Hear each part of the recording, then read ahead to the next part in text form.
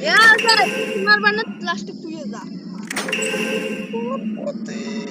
200 কোটি টাকার মালিক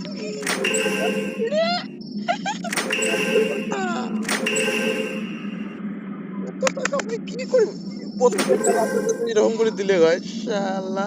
এলা ফিরে আইসে না কোনো শালাও ওকে দেয়াং একটা প্রথমে তো মনার হাত দিয়ে দেন না না